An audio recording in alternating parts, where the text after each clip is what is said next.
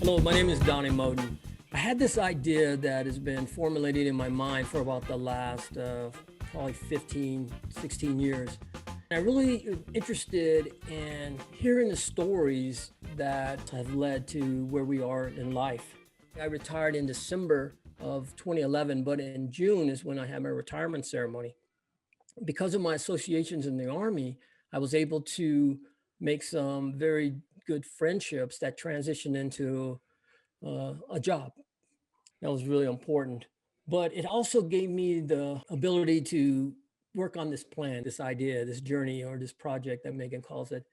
I really love the idea of listening to my dad talk to me as I got older about his life. And I was always wondering, man, why can't we get him on tape or on camera to tell his own story? Unfortunately, this plan didn't grow legs until after he died in December of 2008. My dad is a World War II veteran. He was an engineer and a truck driver. But when he came back in the late 40s, he met a beautiful young Hispanic girl. They wanted to get married, but the only way they could get married in California or in the United States, because Blacks and Hispanics couldn't marry, they went to Mexico to get married. Can you imagine in the 40s, the difficulty that they would face having a very dark man and a very light-skinned woman anywhere in America? I always wanted to ask him to tell me how he felt, what he went through and all that. And he would always just grin at me and said, "They were tough times, boy. That's all you need to know." And so when I got older and I tried to reflect on his career with mine, I would say, "Man, can you at least tell me what you did in World War II? What you did, who'd you meet, what kind of places you went?" All I know is he was in the Pacific. So that's one of the things that made this project so important to me, that I wanted to tell my dad's story. But then one of my childhood heroes who happened to live nearby us was recently awarded the Medal of Honor in October 2019. You know, Sergeant Major retired USMC Johnny Canley. And I thought, man, we're going to get that guy on tape. I've been so blessed in the 63 years that so many people went out of their way to help me to be the man I am today. And I would like this platform to be a launching pad to tell their stories. That being said, I had the great pleasure while in the Army as a command sergeant major to travel and meet many outstanding leaders, but there's only a few that I will tell you that are my friend. We had the pleasure of talking with them yesterday and again today. Rory Malloy. This man was an inspiration. He has so much charisma, but what I love best about him is just a humble leader, and he always tries to make people around him better. I think the Sergeant Major Academy is a national treasure. I loved my time there, both as a student and being on staff. But I will tell you that, Rory, the power of your leadership made that a better place. They made it more comfortable for your students, but more importantly, it made it more work. You had the work-friendly staff. I think being a young sergeant and going to jump master school and getting a first-time go, big highlight. Not many people can say that. So that's a reflection of your professionalism. And then probably, or equally as important, being drill sergeant of the year at Fort Benning. Man, that was a very competitive time. I don't have to tell you that. And finally, the best part about this man is that we're going to be lifelong friends. And no matter where we are or how the gaps in communications are, we can immediately pick up as if our conversation was just ended yesterday. So, Rory, I'm very happy that you're our first interview and you're making history here, regardless if this thing goes huge or stays good enough for us. You'll always be number one. What I really want to do is capture your story, your personal story, but it's going to be interwoven with the military, as we both did 30 years ourselves. But I think the more important part is I want it to be your story. So where do you want to begin? Who is Rory Malloy? You've heard people say, I never knew I was poor until somebody told me I was poor. We didn't have a lot, but what we did have was certainly filled with a lot of love and family. In a nutshell, I would just tell you a wonderful childhood. And what made it wonderful was it wasn't easy. Was raised by a single mom for the most part. Parents went through a divorce when I was about age 12, and we spent a great deal of time with her mother and father, my grandparents, and just learned so much from spending time with them, my aunts, uncles, cousins. It really made me who I am today, uh, based on the lessons learned. Nothing's free in life.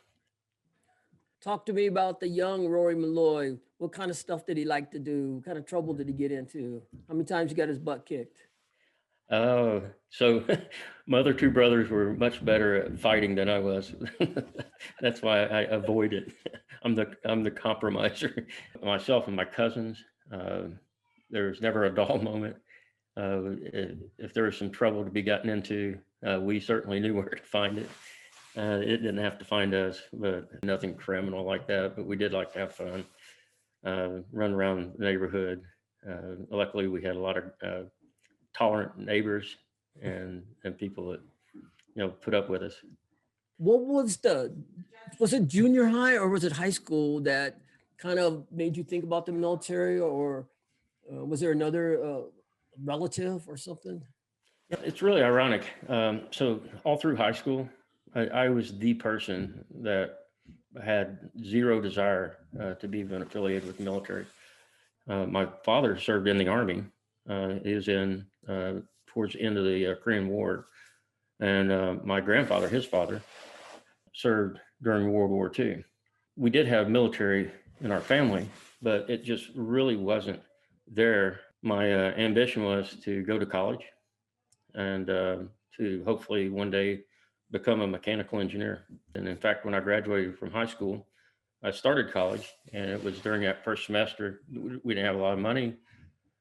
Taking a few classes when I decided, I sat down and talked with a recruiter. He is actually in our house talking to my brother about joining the Army. And I came home, I sat down on the end of the couch, I listened to him, kind of not paying a lot of attention. He got finished, and my brother's like, well, not sure I want to join the Army.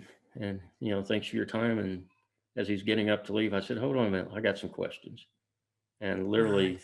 the next day, I went down and took the test, got the physical, and enlisted that day. If you could talk to the high school version of yourself, what kind of advice would you have given them after the life that you've led? I would say everything you do in life, you may not see the value in it at the time you're doing it, whether it's a math class, a history class, whatever it may be, even your everyday experiences. Not everything that you learn that will make you successful in life comes from a book. Yeah. And but a lot of the things that you learn come from those people that you associate yourself with and those experiences. A perfect example is a couple of years ago, our band director passed away. Now, people look back in their high school life. I remember almost every one of my teachers, and I had some great ones. Ron Gilmore was our band director, and of course, I went into the band, and gosh, I think the fourth grade. Just the way he carried himself, the way he cared about the kids. We stayed in touch on Facebook and different things. I actually got a chance to see him back when I was a sergeant first class. One of the only two reunions my wife and I went to, and he was there. Nice. He came in from Georgia. It was the passion that he had, just not for his job, but for the kids. And then when he passed, just reading the comments and the years, the magnitude of people that he touched. And I mean, heck, that guy, he knew the deal. I said, hey, listen, I was in a co-op program working for a company called Reynolds Pump Company. And they gave me a job as a designer. So they're paying me $10 an hour back in 1984, 83 and 84. Pretty good money. Yeah. And I said, if I didn't have to come here, I could get another 2 to 3 hours in, because I only had to go to school half a day.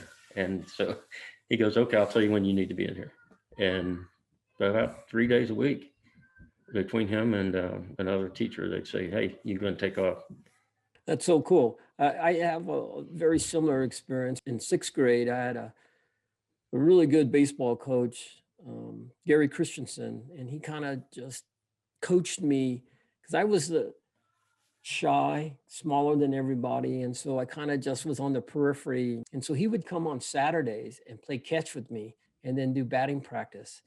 And then he taught me to field by the old, at the elementary schools, they have those backboards where you can throw the ball. And Oh, he yeah. said, you do that 100 times a day, I guarantee you would improve over the summer. And he always coached me in a very personable way. He would ask me how my family was doing, ask about my mom and dad. And he never really talked baseball until we got on the field. And it was really that example that it was the whole person that he cared about, not just the athletic part. But I still have fond memories for that guy. He showed love for me, and I was going to figure out a way to give it back to him. So I know exactly how you feel about your band director. That's important stuff. So where was your first assignment when you enlisted? The 82nd, 325th. Center of the universe. Yeah. So before we even get into that, and how did you decide to be an infantryman? I hadn't totally committed to the Army. As I was walking down the hall, I seen the Navy guy stand there and not the uniform. And the Air Force guy wasn't impressed. The Marine was very impressive. Good looking uniform, sharp looking guy. Anyways, so we go in there and they go, well, you scored very well on on your test. We have a list of jobs that we want to show you. And, you always hear like, don't trust a recruiter, because they'll lie to you. And not mine. He's a first class guy. And there's a master sergeant that walked in, and very sharp. And he had a set of master wings on and a CIB and an 82nd patch. And I looked at him and I'm like, wow, what are those? And so he starts telling me about it. He goes, these are jump wings. And he goes, these are not normal jump wings. So he tells me a little story about it. And he goes, on this date last year, we invaded Grenada. And he goes, and I was there. I was like, wow. And I said, I want to do what he does. So they showed me the infantry video and they said, well, we've got a special contract right now going on. It's a cohort unit that we're standing up. You'll go to basic training. All of you will stay together. And all of you will go to your first duty assignment together and life will be great. And I said, sign me up. And I did, literally. And they go, the slots are filling fast. So if you want to go and talk to your parents, think about it. And I said, no, I'm good. I'll do it right now. So I signed up and away I went. Wow. The infantry. They were offering money. I ain't gonna lie to you. When I went and talked to the recruiter, the first thing I wanted to know was who had the biggest bonus. And back in 81, the cooks had a $5,000 bonus. And for the life of me, could not see my life as a cook. Hell, I could barely boil water back then. And I'm a little bit better now. But they wore those ugly ass white uniforms. And I saw that video, the bakers get up at 3 to cook. I was like, hell no, I don't want. I was polite though. I sat through the video, me and these two other guys, and they were all fired up to be a cook. And he goes, are you 3 for 3? I was like, no, sir, I don't even think I want to join the Army. So I was getting ready to leave. So he enticed me with the 5K. But, my brother, he's like, and you didn't even get a bonus to join. I'm like, nope. I wouldn't say I really knew what I was getting myself into, but I did it. Yeah, I have to admit, the first time I jumped out of jump school, I was like, man, what are you thinking about, man? I was terrified. And anyways, made that first jump. It was beautiful. I landed like a feather. I ran back, got on the payphone, called home. I was like, man, this is great. So the next day we go out, we make a jump, and boy, that next jump, I went out, I was excited, and I landed like, oh my Lord. From that point on, I was like, boy, not every jump is going to be nice. No doubt. Thinking about the early years in the Army and your transition from civilian to soldier, who were some of the most influential people in your life early on? There was a couple. When I got to the 82nd, they're selecting people to be a part of the military stakes. They call it the Mill Stakes, part of the All-American Week.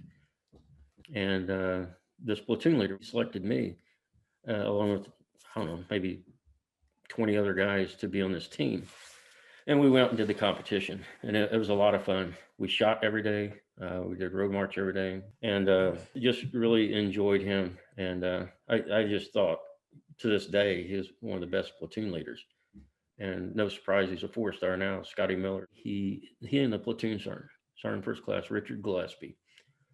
It's the way they treated us, and he was there. He was there every second of the way, and I didn't realize it then, but now I do. How he empowered the platoon sergeant. They're a wonderful team. Always wanted to be like that first sergeant. Okay. And David Barron, we called him the Bear. He's a big guy, 173rd.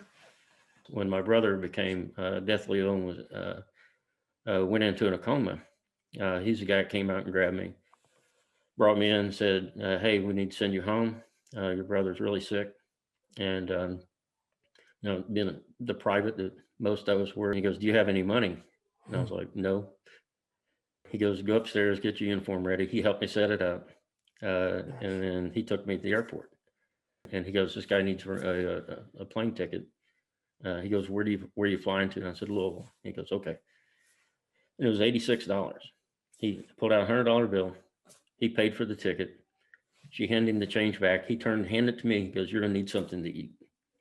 He goes, "Stick this in your pocket." I said, "I'll repay." He goes, "Oh, I know you will." So when I got back from emergency leave after about a week, I came back in, knocked on the door, said, "First sergeant, I got your money." And he goes, "Come on in." And went in, stand, prayed, rest, and I handed him the money. And he goes, "Have a seat." He goes, "How's your brother?" And he was the only person in my chain of command that every time I seen him would ask. And my brother's in a coma for 9 months. Wow. And I'm sick for quite a while. He was a very tough leader, and he would do ranks inspections every Monday morning, and Lord help you if you weren't squared away. But I don't know, it's just the way that he treated the soldiers. All of the troops loved him. Yeah, so I said, if I could ever be a first sergeant, that's the guy I want to be. That's exactly what I was going to say. He burned into your psyche what a first sergeant is, the be no do. Absolutely. It's sad, but the opposite does that too. I remember as a young private, I was in Alpha 19, and across the street was the artillery, and that guy was a cigarette smoker. And I remember one time I was late to formation, and I was running, and if I could cut through the grass, I'd make it. I got about halfway, and he came running out the building, and he got me. And of course, he stood like nose to nose, and I was smelling that coffee, nicotine, bad breath. He wore my ass out. So I'm now late. I had to go back the long way to get to formation. Showed up late. Squad leader got me, platoon sergeant got me, first sergeant. Man, I was like, So of course I had some extra work to do after hours, cutting grass with a sling blade. If you've never seen those guys, ain't no way you could measure the grass with a damn sling blade. But and so I finished in 2 hours extra duty. So I'm leaving, headed back to the barracks, and I run into him again. And he looked at me and he goes, "You made my day, son." Yes, for sergeant. And I was like, thinking in my mind, what the hell's wrong with this guy? And he said, I make it a point to chew somebody's ass out every day. And you were my guy on that day. So thank you very much. I hope I never see you again. So you had the very positive story, and I had that. Man, I hated that dude. That's why I hated artillery dudes, because of that guy.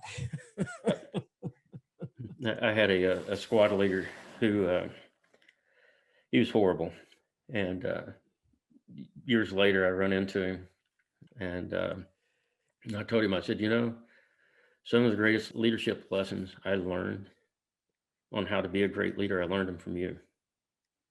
And he goes, "Really?" I said, "Yes, because I knew if I did just the opposite of everything you did, I'd do okay." And he was speechless. So let's take a look at your early life. What are some of the highlights that you would like to point out? As I look at my career, I was probably one of the luckiest guys.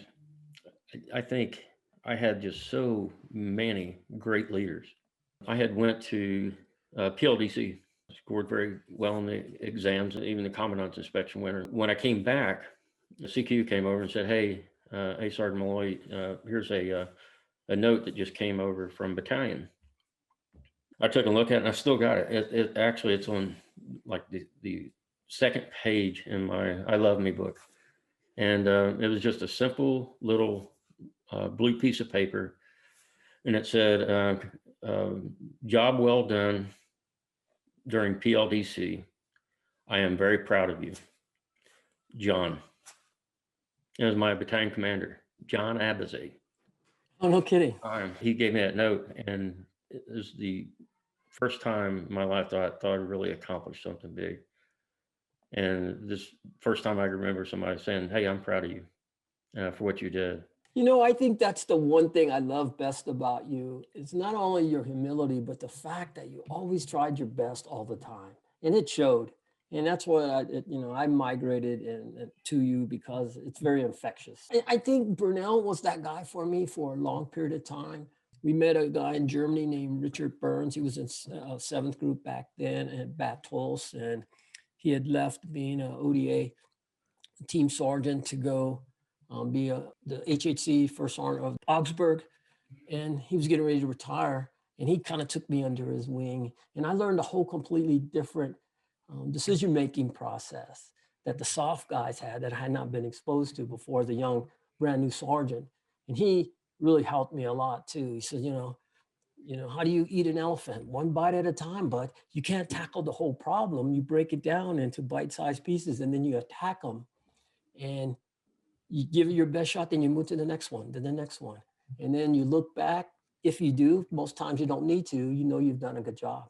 And that's kind of was my work ethic that he helped instill. So those two men early on as a young, brand new sergeant really made me have that foundation so that, you have to be multi-skilled, you have to keep open mind. But and I'm not going to steal the line from Rambo, but the greatest weapon a soldier can have is his mind.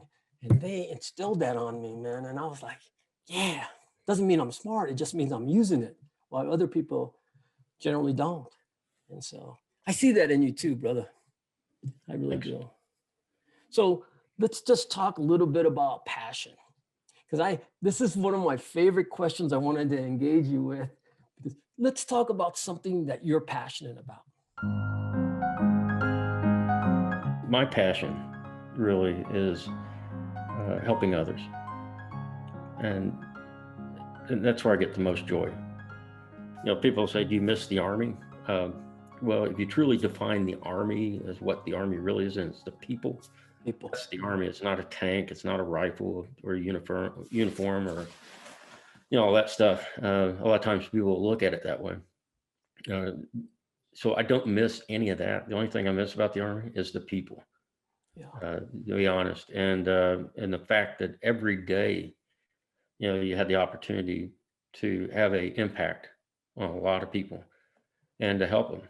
So now I'm as a civilian, retired. I get to rebrand myself a little bit on those things. And my wife says, one of your biggest challenges is you don't know how to say no.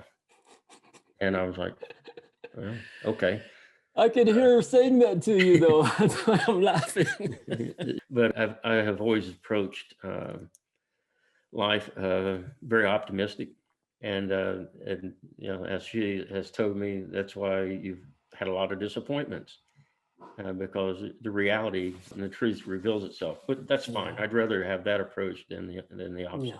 Yeah. We share that optimistic world. My glass is always half full, and it's an overwhelming sense of your skill set. You've been trained, but you're going to make a difference in others' lives, and I see that in you. And I want to aspire to do that every day too. That's what all of us needs to do more. But I've always felt that way about you.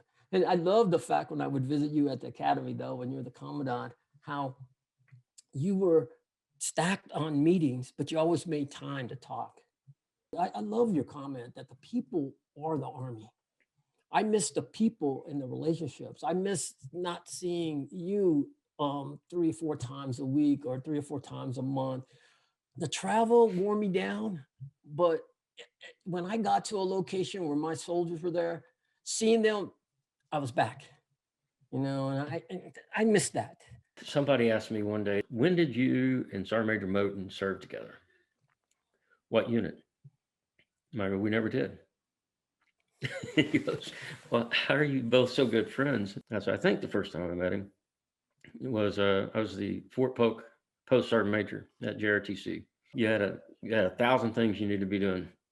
And first thing you did, you stopped by to see me, and I was brand new in the job. But you and your boss came up and seen General Bolger and I. And you came in and said, hey, listen, I'm running around on your post, visiting my unit.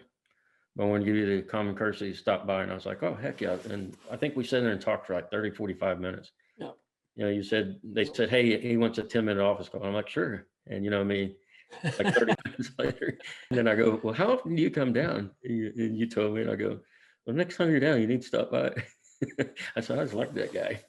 I don't know. We just connected that day. Yep. And I really enjoyed that relationship. So all the jobs after that, I would try to do the exact same thing. Come in, I'd say, hey, I don't need anything. I'm on your post and just wanted to stop by and see if there's anything I can do for you. And but the good thing is, our friendship grew in magnitude and over time. And I tell people, only got 5 best friends. That's it. Oh. That's all I got. And not because I only got 5 fingers. And you're one of them. It takes a lot to get on that list. Let's talk about memorable events in your military career. Doesn't have to be combat related, just a memorable event. I would think one of them would be being Drill Sergeant of the Year for the United States Army. Yeah, for Fort Benning, 1993. Being selected for that was amazing. I thought I did well on the competition, but you don't know. Yeah. And I was driving very hard as a drill sergeant. We had trained 6 OSIT cycles. My platoon had been the honor platoon, all of them.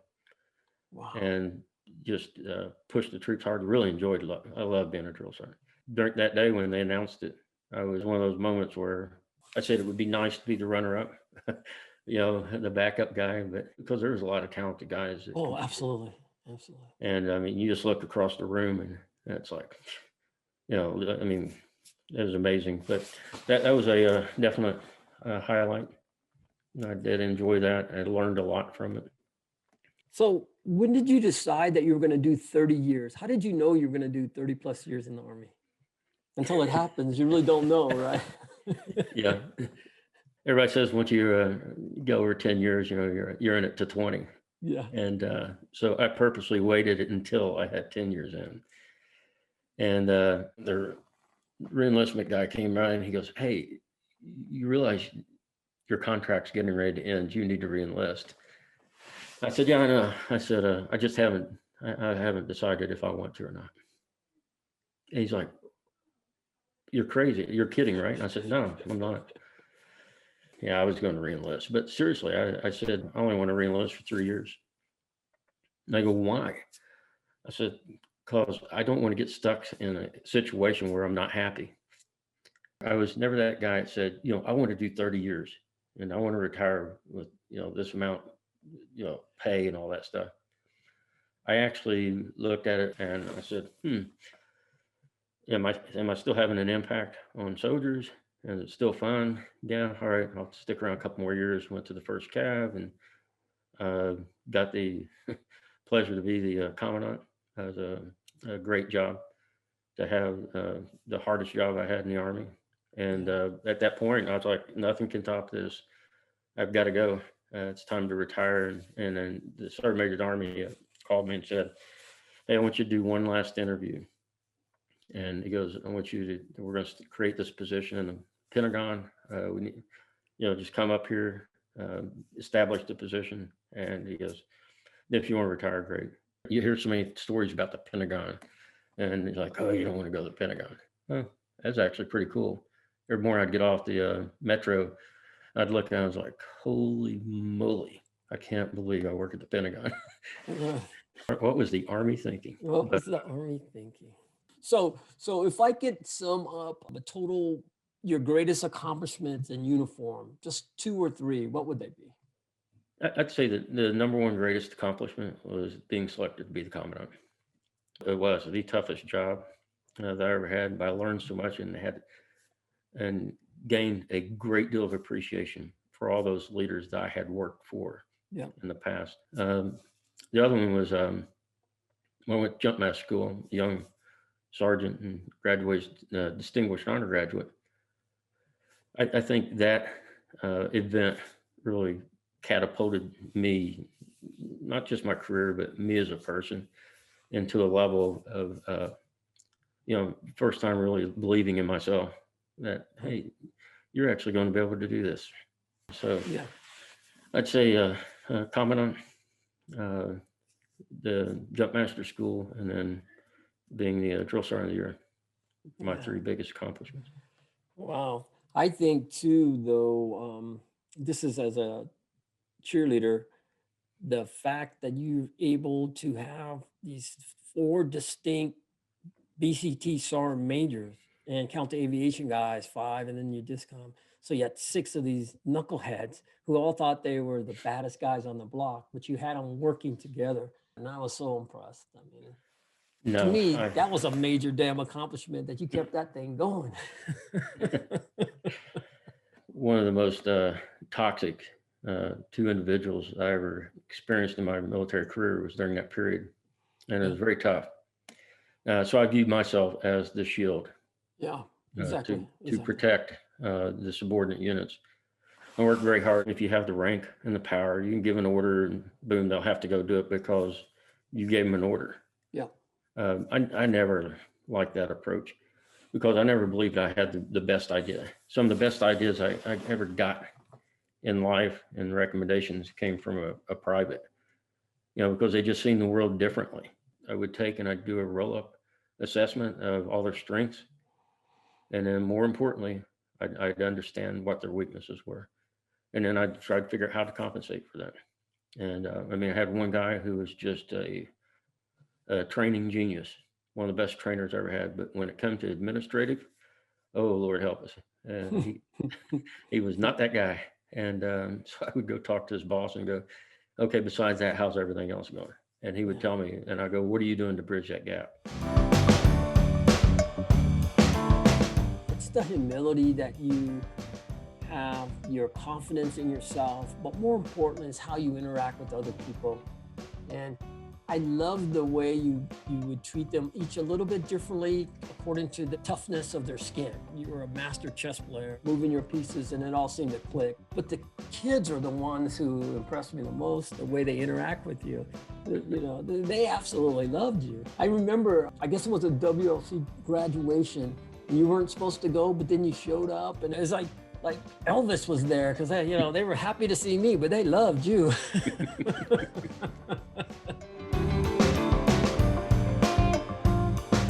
As you look at today's Army and its leaders and its culture, what do you see, and what are some of the ideas you think that can improve? I think as I reflect on, 35 years ago when I first entered the Army, obviously it's totally different.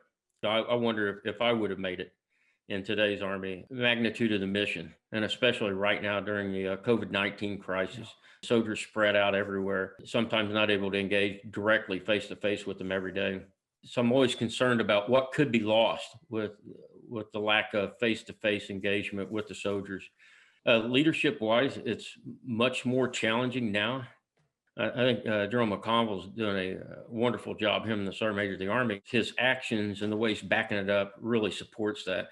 So in that aspect, it's very refreshing. I stayed beyond my initial enlistment of 3 years because I felt that I was valued as a person. And I had leaders that cared about me and that engaged with me, developed me, and always knew, regardless of what else happened, would be there at the end of the day. It's funny that you talk about that. I think the units that are the highest in efficiency and effectiveness have two things in common. They have a genuine love for each other, and they show value, whether you're the senior guy or the most junior guy. They value your input, they value your ideas, they value your work ethic, and it makes you better.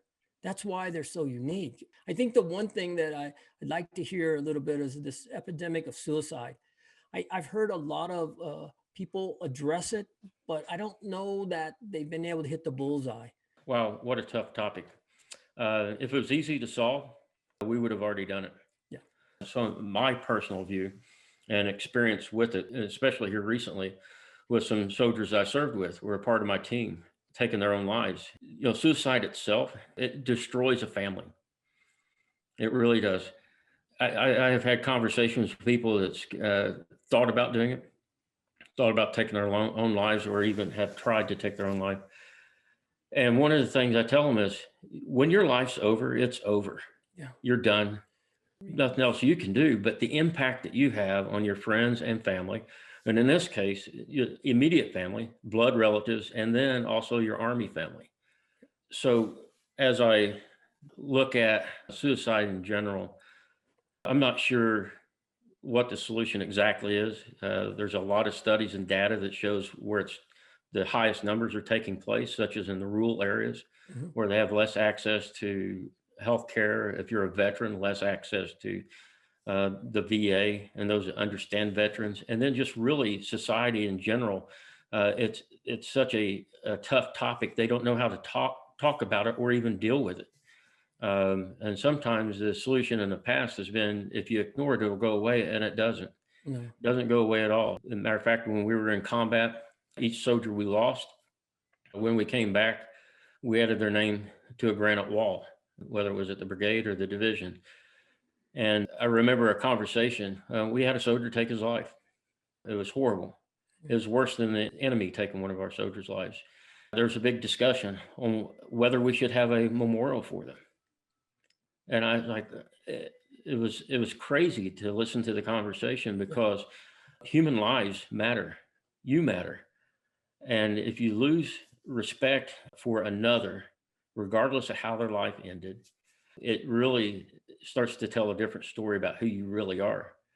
Yeah. So one, we had to honor their life in some manner.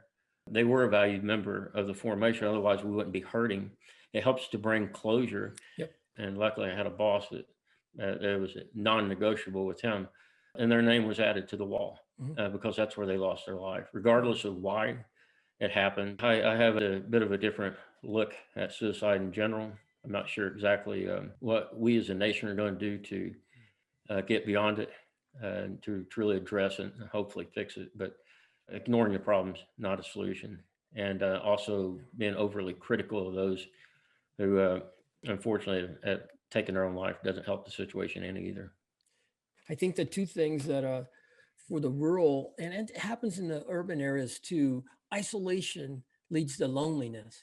And if you have no way to address what's eating at you, whether it's alcoholism or um, money issues or relationship issues, it just seems that you do a cascade and it keeps going down this tunnel, and you get this dark belief that there's no way out. And really what it requires, and I've been reading a lot of it, is just communication. People like us and others have to reach out to them. But if you don't know that they're hurting, how can you say something to them? That's one of the things about our society. We hide our true selves sometimes. And one of the things that I loved about the first Cavalry Division is when you did ceremonies, you guys did it up. But even your memorials were celebrations of the life of that individual. I know it's a solemn occasion, but the way you conducted with dignity and respect, I always thought that was one of the coolest things ever. Yeah, I made a comment one day. We were talking about the way our memorials were being conducted. And I said, we don't need help to mourn. We don't need help to help us cry and to be sad and to be hurt. I said, what we need help with is to move beyond it and to celebrate their life. And really, that's what we started doing. The commanders and the sergeant majors did a wonderful job, as tough as it was, to do that. I told somebody, don't mistake it. We don't want to go to a memorial to have fun, but we should enjoy the good memories that that person left us and the impact that they had on our lives. I would make the comment, "Hey, this has got to be a rock star event," and they would do it every time. I'm a 30-year guy, but all the ceremonies that I saw First Cav do were first rate. I'm not saying anything bad about 82nd, but I'm just saying that you guys did well. Helps when you have helicopters and horses. Yes. I got the print of our casing ceremony with the Cav Yep. charge on the wall. Makes That's it so easier. Yeah, Everybody no loves to doubt. see the horses. I just tell the boss, nobody showed up for the ceremony today to see you and I ride a horse. They just want to see the charge at the end of the ceremony. Yeah, absolutely. Hey, that's me. I'm in that group. I'm sorry. I already know you guys, so. That's right. I'm going to talk a little bit now about leader development, because I know you and I had this conversation at the very beginning of our time as Sergeant Major, and then at the end when you were the Commandant. Talk to me a little bit about what are the key leader attributes, and then what a good leader development program looks like. So a lot of the characteristics and attributes I would look for in a leader, one of them is humility, it's selfless service.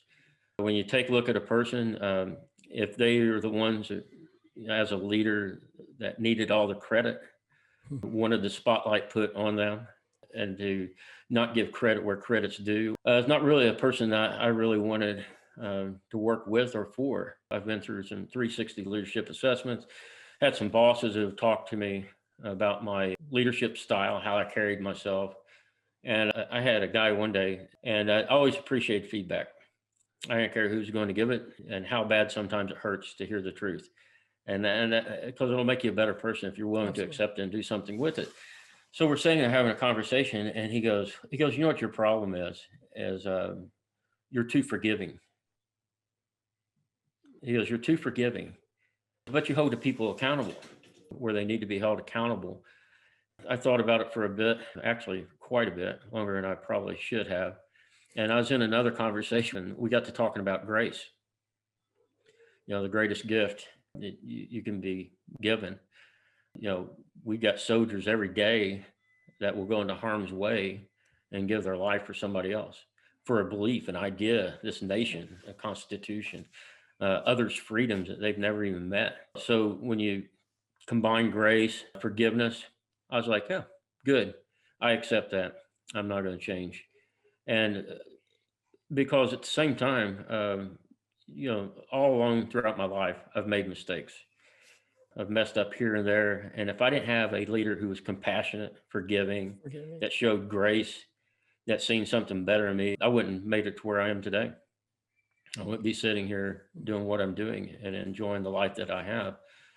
If somebody's not completely competent, but they're smart, I can teach them. Yeah. I can teach them what they need to know. But if they lack humility and those qualities that a servant leader should have, then you just can't really fix that most of the time. I think the one attribute that for me personally that was shown several times, because I, like you, made more than my share of mistakes. But when we were young, we were afforded the opportunity to learn from that mistake and do better. It's empathy. I really remember as a sergeant first class hearing my first sergeant say, because I heard a group of NCOs talking about another leader, and he said, how do you know what's going on in their life? How do you know? Put yourself in that position and see those circumstances. How would you do it? And the light came on for me, and I realized that's how you become a better leader. You become a better leader by working and putting yourself in their shoes and understanding their circumstances, listening to their conversations, and then figuring out how to best connect with them to help them get better. A lot of times people will say, he's a natural born leader. I used to ask people, are great leaders born with a certain set, like a personality or characteristics versus a person who's just a good leader? Yeah, maybe some truth in that. But if you're truly born with all the leadership sets that you need, then why am I stuck changing your diaper? It's a development process. Even after leaving the military, continue to learn and grow. And I've often told people the day you stop doing that, probably the day they're throwing a chunk of dirt on top of you. And as a leader, one of the things that I always despised was someone would come in, tell the first sergeant or whoever, hey, X soldier did, whatever. And then you get called into the office and immediately they look at you and go, what did you do? And they start chewing you out Yeah. without even asking a question. You're guilty as charged. Yeah. My approach has always been, okay, I heard your side of it. Great. Got some facts. Now let me go dig into it, because you've got their story and then you've got the soldier's story. And then somewhere in the middle is going to be the truth and reality to both versions. And getting to that point requires a conversation. One thing you just said about being a lifelong learner, I think that's what the Army finally got right in the last few years about staying engaged with the Army and improving yourself daily, even skill sets that you don't need in the Army anymore because we're both retired, but you need in life. So let's talk about legacy real quick. I'm going to tell you this story. I did it at your academy before you got there in the old battle staff wing. We built that airbrush, this battlefield position. We put the J stars in there. We put everything I could conceivably happen on a battlefield. I put them all on there. I told them that's what all these things. I would go take pictures or bring stuff to the artist, and he put it on there. And then at the end, I thought, man, I did something pretty cool. But I remember two commandants, the one right before you, matter of fact, said, man, why'd you do that? The kids don't really care about that stuff. And I was so disappointed because we put so much effort, probably about 500 man hours into that thing. Because really what it is, it's an inclusion of everybody. This is everybody's academy. This school, the battle staff course was everybody's course. And I wanted them to embrace it, you know, and not, it wasn't Moten, it was all the people. All I did is provide the resources. I have no skills like that. And for it to be torn down, I was like, man, why don't we just paint over it then? Hey, I'm all right with that. It worked in the past. And so that got me thinking on the legacy. It's not something you put on the wall. It's really something you put in soldiers' hearts and in their minds, I think. There was, as I was leaving the academy, ironically, there was a lot of discussion. What do you think your legacy is? I resisted to answer the question a number of times. And when I switched out as the commandant, I talked about legacy. It's not a wall or whatever you want to look at. I said, my legacy is that in 5 to 10 years down the road, 20 years down the road, this academy is still here producing great leaders with a great staff and faculty. And I said, that's my legacy, name not attached to anything. So as I look at what was my impact or legacy, not just at the academy, but across my career, I actually see it more today when I engage with those I'd served with. And it's very humbling when somebody will contact you and a guy will say, here's why I stayed in the Army. And they'll share a story from like 25, 30 years ago, an event that I was a part of. And it's just funny to read it. And at the same time, it's such an honor that they would attribute, some of their success to the leadership impact that I had on them. I like to point them out and go, look at that guy. And I used to be his first sergeant. Not that I want any credit for their success, but I'm celebrating the fact that they are very successful, and hopefully I had something to do with it. I often tell people, regardless if you like it or not, you will have an impact on people's lives. Every day as a leader, you have an impact on a person's life. It could be a positive impact, That's right. or it could be a negative impact. That's your choice. And I always tried to choose to have a positive impact on those that I was around. Hopefully my legacy, the time I got to serve in the Army, will be remembered as just a humble servant who was there and tried to do the best job he could. When I was leaving for the Army, sitting there talking to my grandfather, and he goes, well, regardless of what you do, just make sure you try your best. At the end of the day, the only person you have to account for is yourself. You look yourself in the mirror and say, did I give my best? And if the answer is yes, you smile. But if you're not smiling, the only one you could be mad at is the guy you're looking at in the mirror. Yep. So yeah. So here's a funny legacy story. So at the Kim Brigade, they wanted to name their conference room after me. And I was like, dude, you only do that when they die. I have no intention of dying anytime soon. So he goes, "Oh, it'd be an honor." Then we'd have a big ceremony. I'm like, I would not show up then.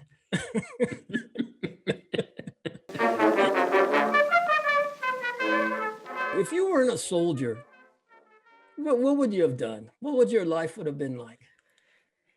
That's very interesting. My wife and I were sitting around one night and we were just having a chat. We were sitting there talking, going, if you hadn't have married me and we hadn't spent, almost 33 years in the Army, traveling the world, and then choosing to make Clarksville, Tennessee our home rather than going back to Indiana, we probably would not be together today. Because it was tough enough between deployments, field problems, the friends and the families that we created with the military. Yeah. It has made us a great couple, and our life together even better. So, what would I have been doing if I wasn't in the Army? I'll tell you, I have no idea. The Army gave me so many opportunities. Some of them, the ones I didn't even want. You had a leader that seen more in you than you did yourself and said, "Hey, Malloy, you're going to go, not do you want to go? It's like, hey, you're going to go do this, and this is what you're going to do, and you better do it well." That's right. Yes, First Sergeant. And you go off and you do it. The assignments, the experience, the exposure. When I was retiring, would look at me and go, "Oh my goodness, thank you for your service. I bet you're so happy to be out." No, it was horrible. I had to get a real job. I had to leave my family, but the opportunities, even serving in combat, whether it was Iraq or Afghanistan. I got to go to Jordan, just a number of places. If I had not been in the military, I would not have any of those opportunities and experiences in life. The good and the bad. So, what is on Rory and Deb's bucket list?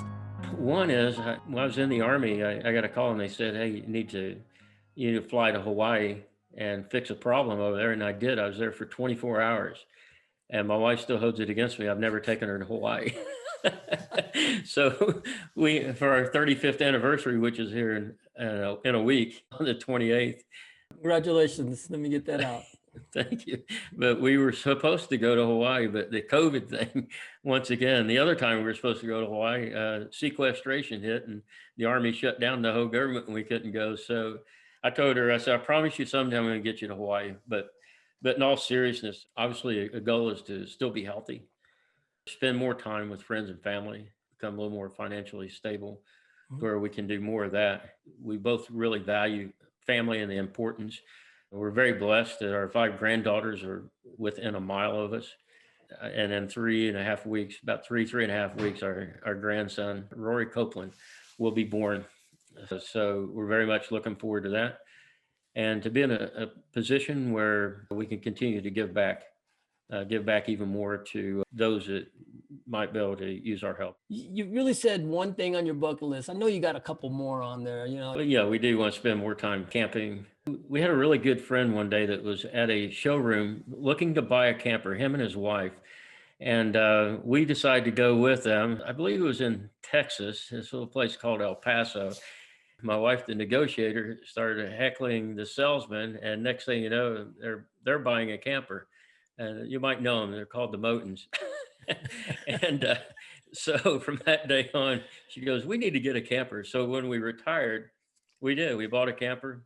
We enjoy it, getting the family away from all the chaos, out into Mother Nature, forced get togetherness and everything. So definitely do more camping. And then actually, one of the big goals that I've always had, and I'm a lazy character sometimes when it comes to doing something for myself, but my dad has 2 published books.